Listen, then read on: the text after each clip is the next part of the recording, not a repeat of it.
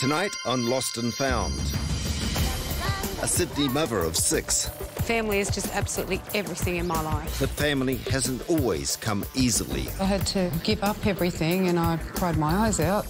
The search for a child left behind. I had no idea of what the place was going to be like. I want my son back, simple as that.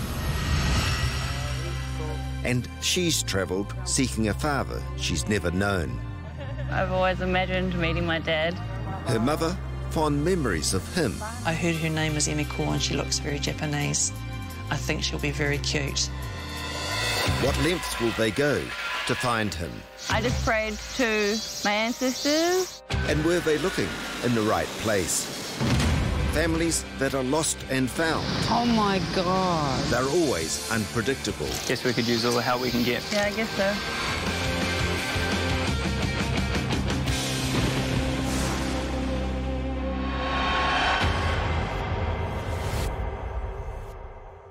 Hi, I'm Leanne Blake.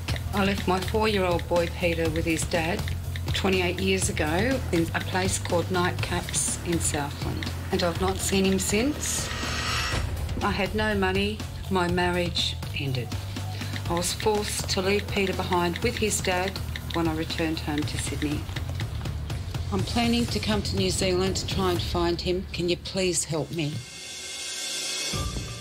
Time and distance can only create a deep sense of separation. Perhaps it's still possible to bring these two together. Head, shoulders, knees and toes and eyes and ears and... 48-year-old Leanne Blake lives in Sydney's western suburbs and works as a telemarketer. Leanne's been married 3 times and has had 6 children. I've got 4 girls at home. They're absolutely fabulous. They spend a lot of time at my house. They love being around me. I love being with them. We have lots of fun together and, you know, family is just absolutely everything in my life.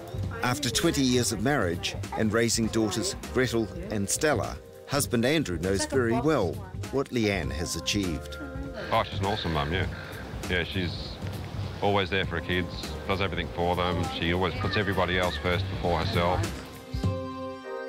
But Leanne's pain relates to her firstborn, her son Peter, that she left behind in New Zealand 28 years ago.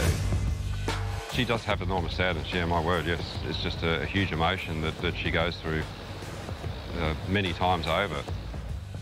Andrew has always supported Leanne's search for her absent son. Oh, I want her 100% to be able to find and reconnect with Peter, because in her heart, it's a void that really needs to be filled. I'd never exclude him ever. Every Christmas, every birthday. I just want to have a relationship with the person that he is now. He's not a little boy anymore, he's a grown man, you know.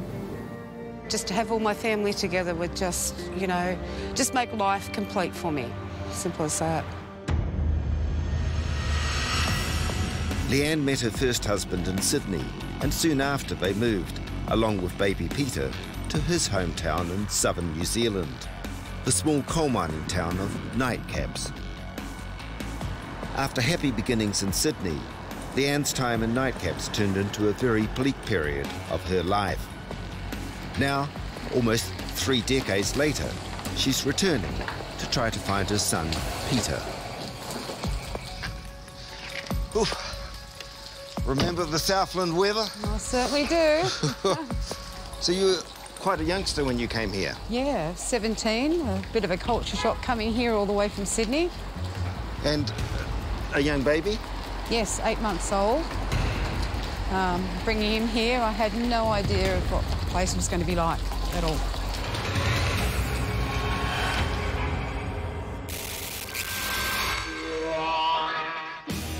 Leanne's marriage fell apart. While her 28-year-old husband often went to the pub with friends, 17-year-old Leanne, underage, isolated and with a young baby, was left at home alone.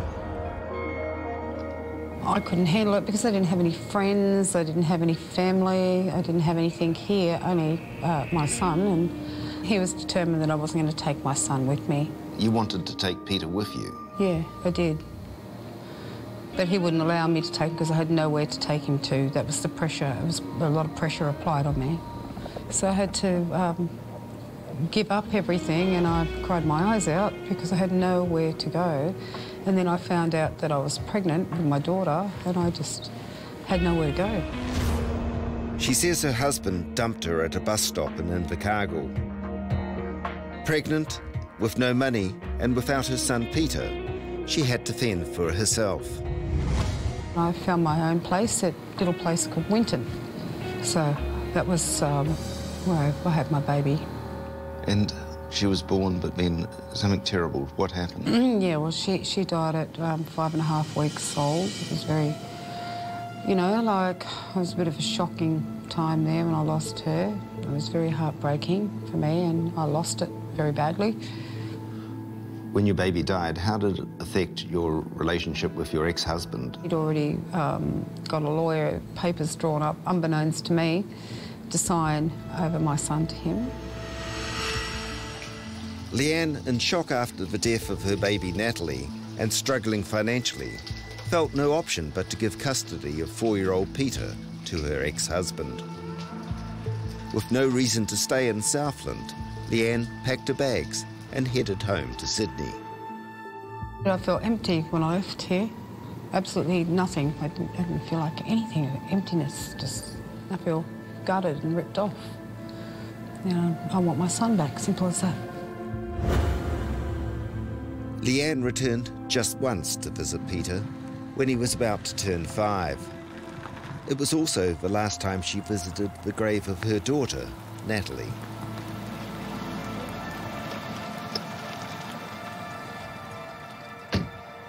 So, there's no headstone, just a white cross we're looking for? Yeah. Right.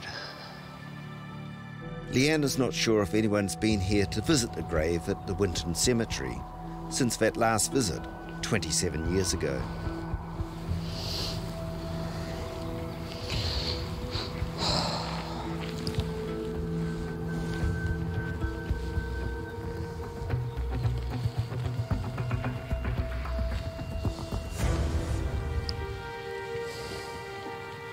Cot deaths are terrible, aren't they? She knows I think of her every single day. Would have been a stunning girl if she'd lived. Absolutely stunning. Red hair, blue eyes, olive skin. Well, I'll leave you to say your last goodbye, and I'll just wait for you down by the car. Okay.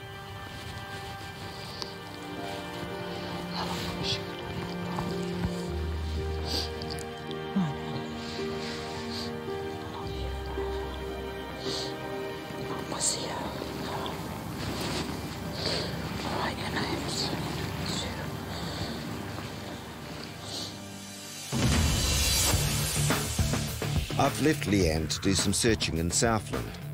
My search for Peter Butler proves harder than I was expecting. All my checks in New Zealand reveal nothing. So I try Australia. In the white pages, there's nobody obvious, but in another online search, I strike gold. A Peter Ross Butler. It may not be a current address, but there is a phone number. Hello? Oh, hello, is that Peter Butler? That's me. Peter, my name's David Lomas, and I'm calling you because someone's looking for you. Oh, yeah? Who's that? A woman called Leanne Blake. Leanne Blake?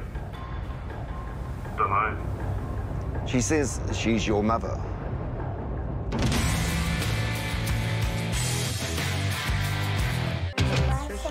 Sydney telemarketer Leanne Blake was devastated when she had to leave her infant son behind in New Zealand 28 years ago.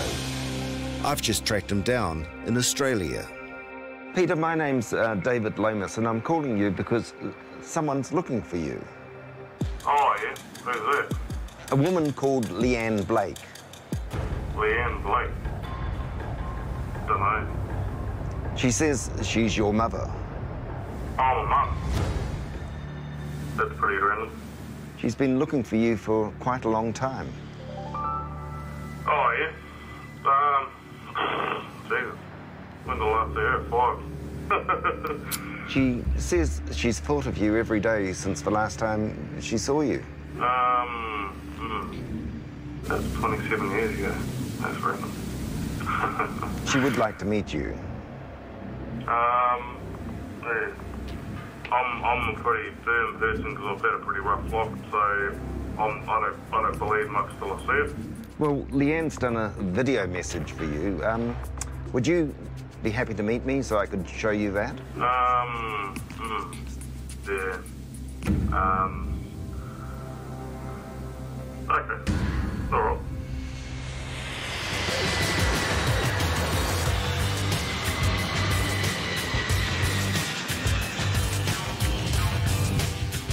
Peter tells me he's a truck driver and that 2 years ago he moved to Australia. He has a young son, but he lives back in New Zealand with his ex-partner. I'm quite curious to see how Peter reacts to what I have to tell him and show him. Does he remember his mother? And does he know why she left him all those years ago? You the Kiwi chap? Yeah, that's me. Great. Thanks for meeting us here. I'm David. How's it going? Hi. Well, your mum's looking for you. Righto. Do you know much about her? Not really. About 5 years old, I think, the last time I seen her, yeah. She wrote to you? Yeah. Did for about 2 or 3 years, I think. Yeah. Do you have any idea why she left you? No. It's a bit unusual for a mother to actually leave the child behind. My dad did talk to me about some circumstances, but I'm not too sure how truthful they were because, yeah, me and him don't get along anymore. So he found a woman when I was 14. She didn't like me very much, so he decided that she was more important than me, so he left me too. At 14. When did you depart home? I was 14 and I just lived by myself and brought myself up. It must have been a hard childhood. Yeah, it was kind of hard, like getting myself off to school and lighting a fire to keep warm and washing my hand. But I had some pretty good next door neighbours and pretty good community I lived in, so they looked after me. Did you know you had a little sister? Yep, my dad did tell me about that. Yeah. I've been to her grave many times. Your mum said she felt like after your sister died, your dad sort of abandoned her. She was almost railroaded out of town. So, would you like to see her and see what she has? Would you like to see her and see what she has to say to you? Yeah, why not? Have a look. And if you hit that play button. Hi, Peter. It's your mum here, Leanne. I've come all the way from Australia to come and find you. I'm hoping that we can meet. I've really missed you. You've never left my heart, and I always love you. I've got 4 beautiful daughters, which are your sisters, that are dying to meet you. I hope that we can catch up and see each other. You've never left me, ever.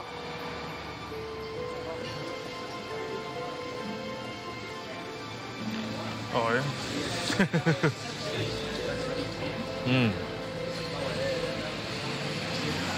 So that's your mum? Yeah, no, that's cool. Do you remember her? Not really. Don't remember her. Would you like to meet her?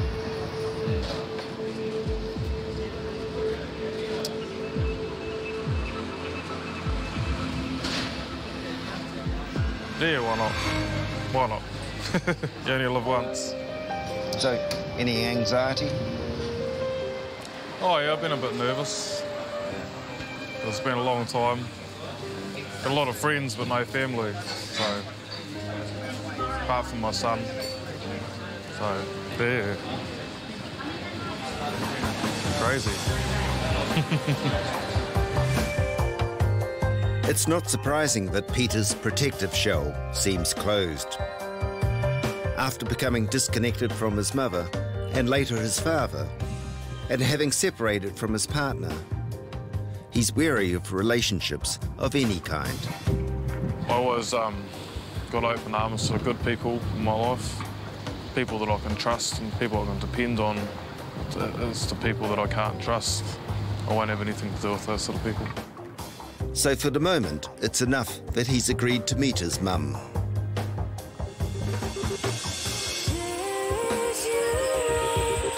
It's time to check in with Leanne. Having done some of her own searching around nightcaps, she's waiting for me in Invercargill.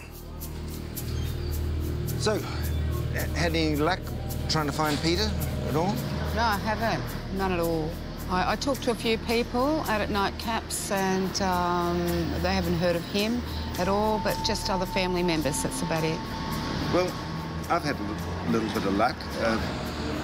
I actually went to Australia and I met a chap. And his name's Peter. Wow. He's your son. Is this for real? Yeah. And he'd like to meet you. Oh, my God. This is for real, is this real? Oh, my God. So he can meet you and your girls and your husband? Fantastic. This is awesome. This is awesome. I want to scream, I want to shout, I want to jump, you know? So how do you think your girls and your husband... They're going to hit the roof. They're just going to jump for joy. They're going to be just so happy, you know, because they know how I feel about all this and they've always wanted a brother, so how awesome is that? For Peter, being a brother to siblings is something totally foreign to him. I'm not an emotional person because I'm so hardened. That's just my problem, like most people would be going on about stuff, but yeah. It's challenging the defences he has built around himself since his mother and father disappeared from his life way back in nightcaps.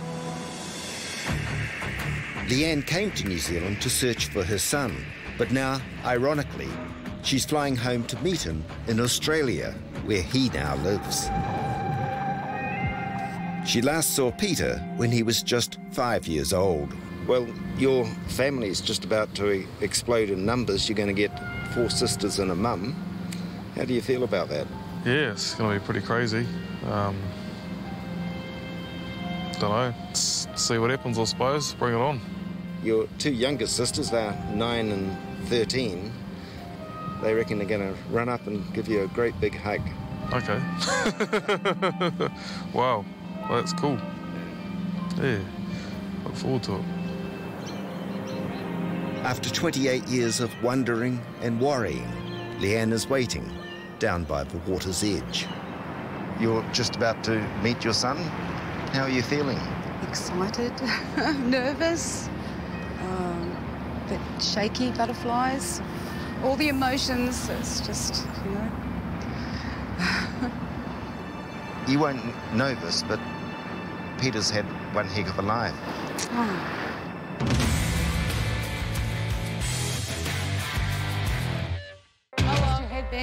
Sydney mother Leanne Blake was forced to leave behind her firstborn in nightcaps, southern New Zealand.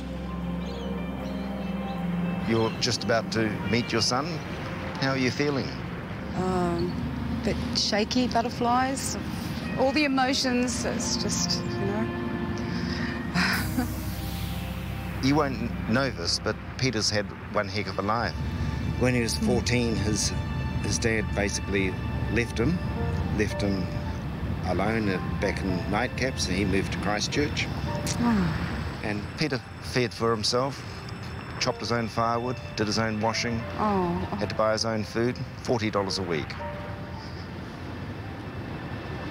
So for quite a few years, he actually had no family. If you were to walk over there and along there and see up on that ledge up there a guy in the blue and white stripes. Yeah.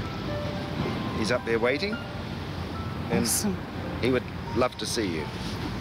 I can't wait. Good luck. Okay. Thank you. Thanks for everything. I was a bundle of nerves.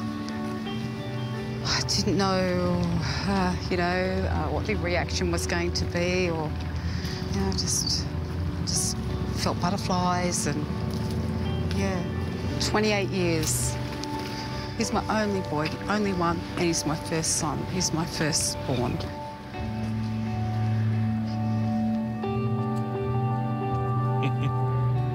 Hi. G'day. There you go. Hi.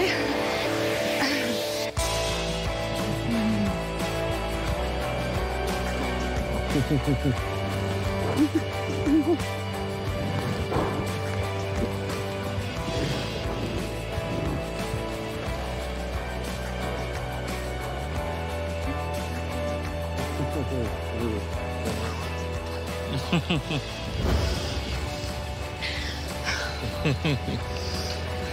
you so much for coming. No, that's all right. I wanted to come. Definitely. It's awesome. I'm so nervous. Yeah, I'm a bit nervous too. That's all right.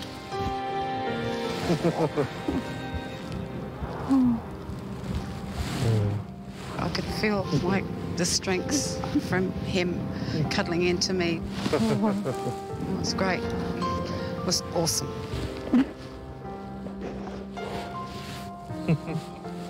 I was pretty nervous, but at the same time wanting to actually meet.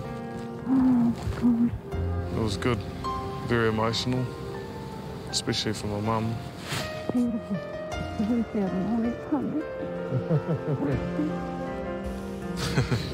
I meet the family? Okay. Stella, I'd like you to meet G'day. your brother Peter. There you go, love. Awesome. Good. Nice to meet you. Gretel. G'day. This is Gretel. She's the youngest. Gretel. Yeah. There you go. The oldest to the youngest. Nice to meet you. How old are you? 9. 9. Yeah, spring chicken. And this is Victoria. Victoria, how are you? Good, how are you? Wonderful. Oh, it's surreal. It's just a whole new family that I never knew existed. This is my husband Andrew. G'day, mate. Right. Not too bad. It's undescribable, really. It makes me feel good. You know, it's the closest people that you're going to have to you as a family. Yes. These two together. Oh, awesome. You never thought it would happen, did you? It's the best day ever. You know, I've waited for this day for 28 years. I can't describe it in words because, you know, bringing my son and I together like this is just brilliant. How much hurt and how much sadness. Year after year after year. So, yeah. Yeah. I just worry about it anymore. No, that's right. Listen. When do you start? After a late night of catching up, Peter is in a whole new world of family and togetherness. See, that boat's got like a front at this end and a front at Hey, that let me end. see that big ferry. I can see millions of people on it. You have a look, Peter. I'm just so over the moon. They just can't believe it. They just love him already. They just think it's wonderful. Run you over. Just feel welcome and happy, and these people are definitely, yeah, they'll be in my life forever now. It's been probably one of the best experiences of my life, for sure. Yeah. Peter and his son are now part of Leanne's family. I just feel like everything's in completion, everything feels right. We just feel united as a family, and it's how it should have always been, you know?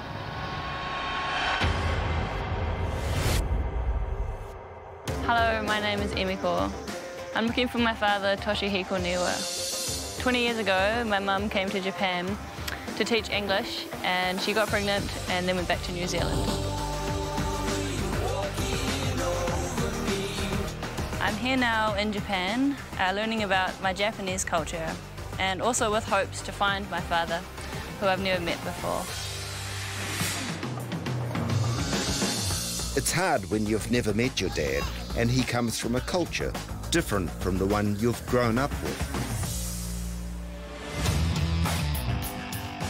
21-year-old student Emiko Shion is in Japan trying to find the dad she's never met. She and partner Ari Nuttall are on a gap year. Emiko only knows her father's name, Toshihiko Niwa. Her years of searching online, especially since she's been in Japan, have failed to find him.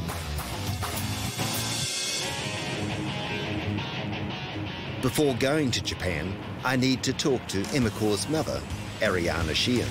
Ariana lives in Hamilton, where she lectures in Maori studies.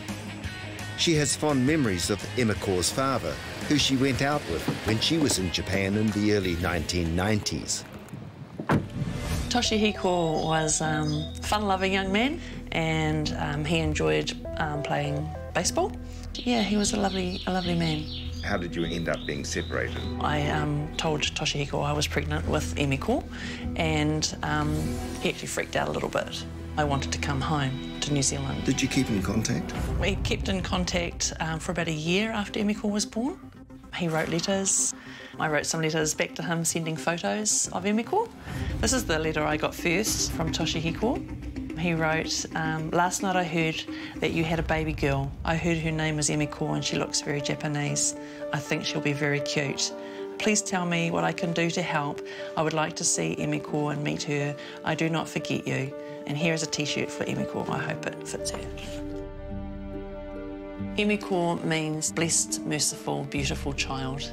And yes, she's a blessing to me, and she's a beautiful young woman. How do you think Toshihiko will react to knowing that Emiko's looking for him? I have been a little bit nervous about that in the past. When I was in Kyoto, Toshihiko wasn't really keen on me meeting his family. I think that was because I wasn't Japanese. So I suppose I've been a bit concerned about how his family may react to him having a 21-year-old daughter. Finding Toshihiko Niwa while I'm in New Zealand is probably not going to be easy. I decide to head for Japan, to the city of Matsumoto. Matsumoto is in the mountainous Nagano region where the 1998 Winter Olympics were held. Emiko is working here on a farm.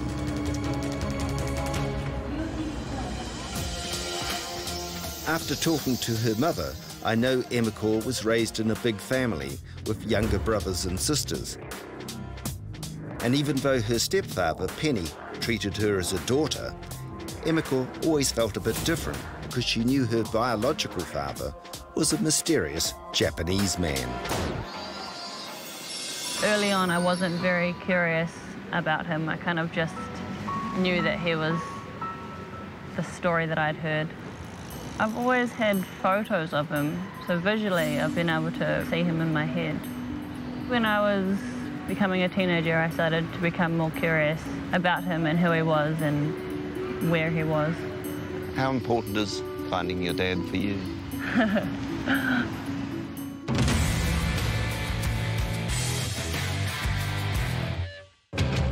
I've just met with 21-year-old student Emiko Shion in Japan. She's here looking for her Japanese birth father, Toshihiko Niwa, whom she's never met. When I was becoming a teenager, I started to become more curious about him and who he was and where he was. How important is finding your dad for you? I've always imagined meeting my dad, but I think it'll be a completely different thing when it happens. I don't know. I've got no idea what my reaction will be. Growing up, was it ever a problem being part Japanese? Obviously, I look a bit Japanese. As soon as I meet people, you know, my name's Emiko, so they always wonder, you know, where that name's from and where I'm from. You've come to Japan? Why? I'm here to learn about my culture and to learn about the Japanese people and their way of life. Maybe by the time I leave, I'll be able to call myself Japanese and feel good about it. Emiko has known her boyfriend, Ari Nuttall, since they were 7 years old. But it wasn't until they were in their late teens that they started a relationship. He's now very much involved in the compulsive search for her dad. Don don you go. Do you think he knows that song? I hope so. Finding her father always seemed like something which is a total long shot. It seemed like an impossibility. It's pretty crazy to think that an ancient fortress just turns into a tourist place like that, huh? Yeah. Emiko's quest to understand her Japanese side has led her to embrace aspects of Shinto. And Shinto is a kind of ancestor worship and nature worship religion. When you arrive, you go over to the washing area and wash your hands. Make sure that you're clean. Cleanliness is one of the 4 virtues of the Shinto religion. You gonna say a prayer for your dad? Yeah, I guess so. Guess we could use all the help we can get, huh? Do you have that? Mm-hmm. You don't want to be cheap, these are gods.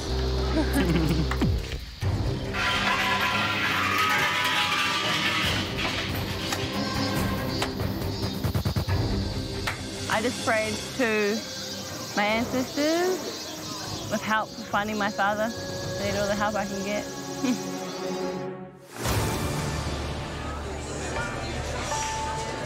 I begin searching for a phone number for Toshihiko Niwa, and an extraordinary thing happens.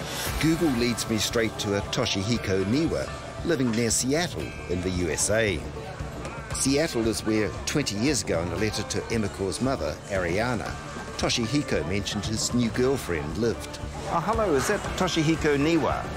The Toshihiko who answers confirms he once went out with Ariana, and he agrees to meet me. I leave Emiko and Ari in Matsumoto. They believe I'm off to another part of Japan in search of Toshihiko.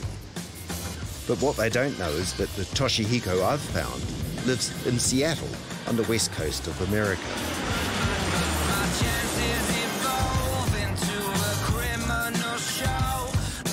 This Toshihiko hasn't yet confirmed that he's Emiko's father, but he's agreed to meet me on the outskirts of Seattle at the Starbucks near his home in Woodinville.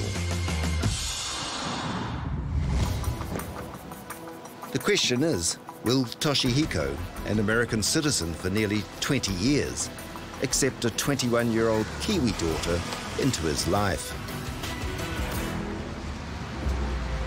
Toshi. Hi. I'm David. Nice to meet you. Nice to meet you. Grab a seat. So, your daughter's looking for you. Have you thought about her over the years? I was always thinking about her a long time, yeah.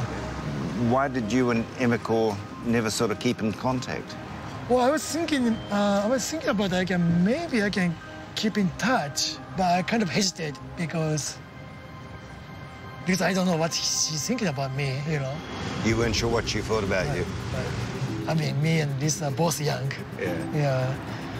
So I couldn't do anything. And plus, I was so complicated my life because I met an American lady, and I had to talk to my parents. And when I rang you and said that she was looking for you, how did you feel about that? I was nice and shocked, kind of surprised me. Yeah. Oh, I'm so kind of happy, you know. Yeah. Because I can try to contact, but it's kind of I didn't know, not sure if they're okay or not. Emiko's done a video message which you would like me to show you. So if you were to just to push that button there. こんにちは、Niwa Toshihikoさん。私はエミコです。あなたの娘です。今、日本にいます。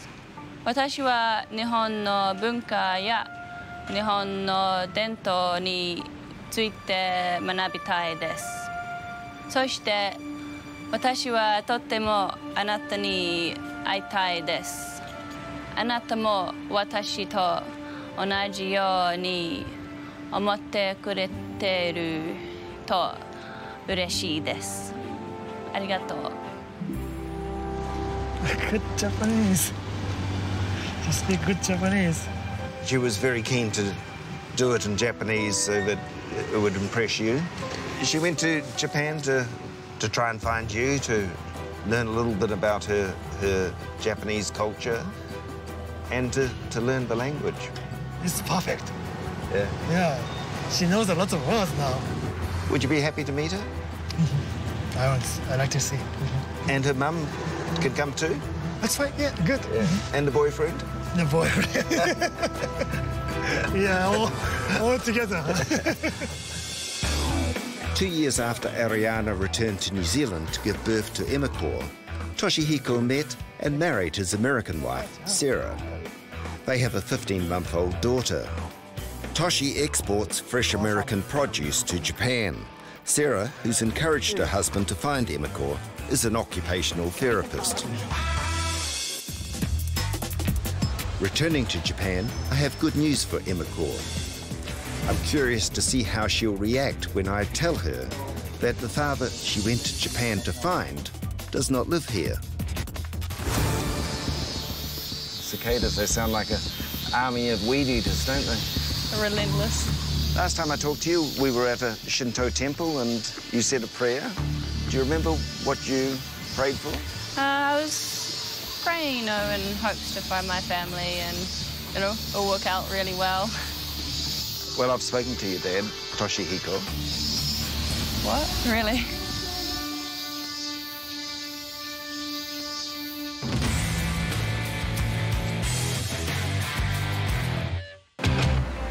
"21-year-old student Emiko Shion is about to find out that I've found her Japanese birth father, but she and her boyfriend Ari have no idea where I've found him. Well, I've spoken to your dad, Toshihiko. What? Really? And he'd really love to meet you. Oh, man. Really? Oh, my gosh. There's a catch, though. He doesn't actually live here in Japan. Oh, really? Holy moly. In the wrong country. Damn. He's in the United States, in Seattle. Oh, my gosh. Wow. Whew.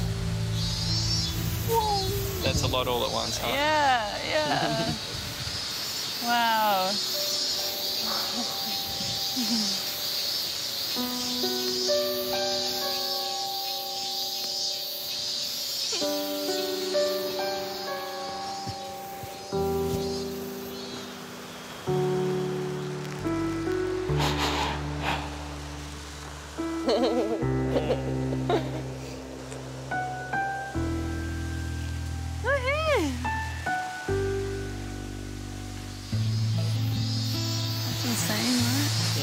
Crazy, huh?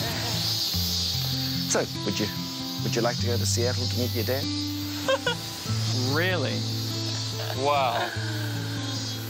Wow. Holy moly, that's a crazy opportunity, huh? Yeah, that's insane. I would love to go. Of course.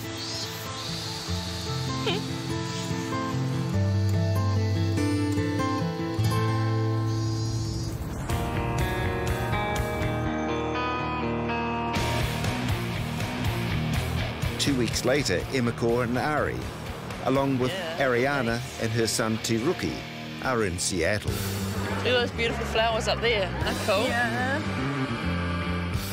For all of them, this is their first time in America.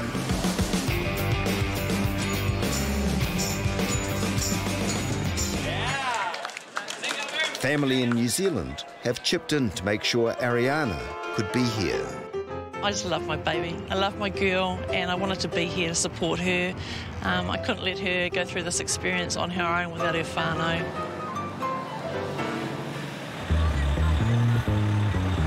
And this place is so big after Japan, huh? Would you look at that? Gonna grab a Japanese hot dog?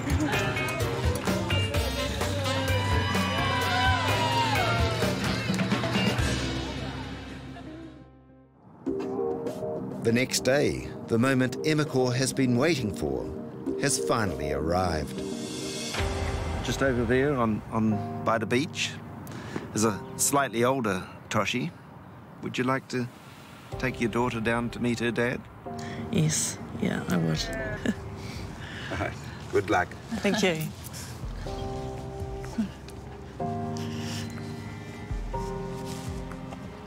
I feel excited to talk to him and to figure out who he is and learn about him and meet his family.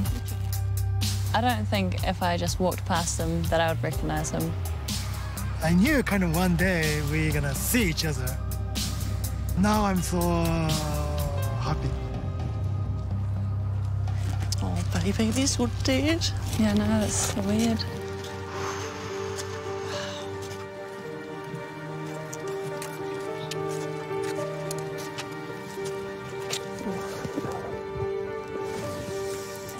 Sorry.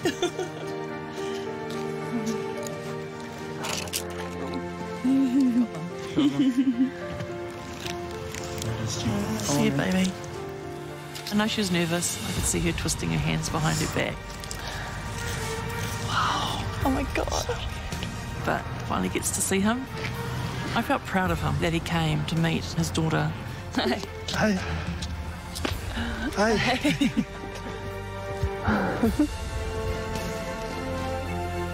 Oh my God. It's your father. Wow.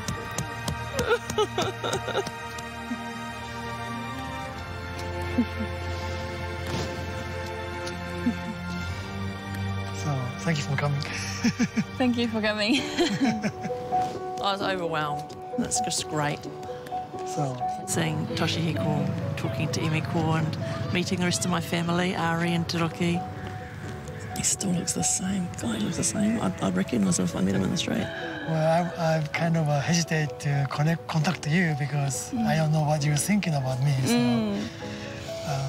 and so I'm happy you're doing this. When we hugged, it was kind of strange, but it was also quite satisfying. I ain't seen nothing like this before in my life. Good on him. Good on her, right? Yeah, yeah. Good on you, Mum. What a woman. Fella. Come over, guys. Oh my goodness. Hi. How are you? Oh, wow. It's lovely to see you. Thank you so much for coming. Long time. Yeah. This is my boyfriend, Ari. Nice to meet you. Nice to meet you. This is my son, Tiroki. Hi. Emiko's brother. Nice to meet you. This is a letter you sent me. Yes, yeah. Toshi has never stopped thinking about the daughter he had never met. Oh, so lovely you kept that. Letters and photos that were sent to him by Ariana have been treasured, but it's taken 2 decades for him to get the Maori translation of Emiko's name. So this is Emiko. I wrote that okay? Yeah, that's correct. And Rearangi means treasure of the day, and Waitapu means sacred water. Yeah, this is Māori. Oh, cool. Emiko's 2 families are united. Toshi introduces her and Ariana to his wife Sarah and their baby. Toshihiko he's really great. He's a really nice guy. I was quite nervous the last couple of weeks and the few days that we were here before we met him. Pretty soon, actually, summer is coming. But then I can relax now because they're so lovely. Yeah. It feels like a weight's been lifted off my shoulders or something. After spending a week with her dad, Emiko and Ari return to Japan. Toshi finally has told his parents about Emiko, and they are keen to meet her. Toshi will do the introduction the next time he's in Japan. Emiko had a birthday just recently, and he gave her a gift for her birthday. In the card, he wrote how he was sorry that he'd missed all those previous years. But now they've got time to create new memories, and brought a tear to my eye. He's a really great guy, and I'm so excited to get to know him more. Home run. Nice.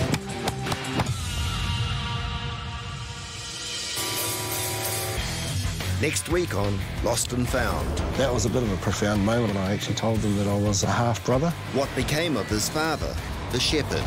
I said, well, I don't know any secrets, do you? Does she know enough to find her birth dad? And will he want her back? It's quite weird, because he's my dad.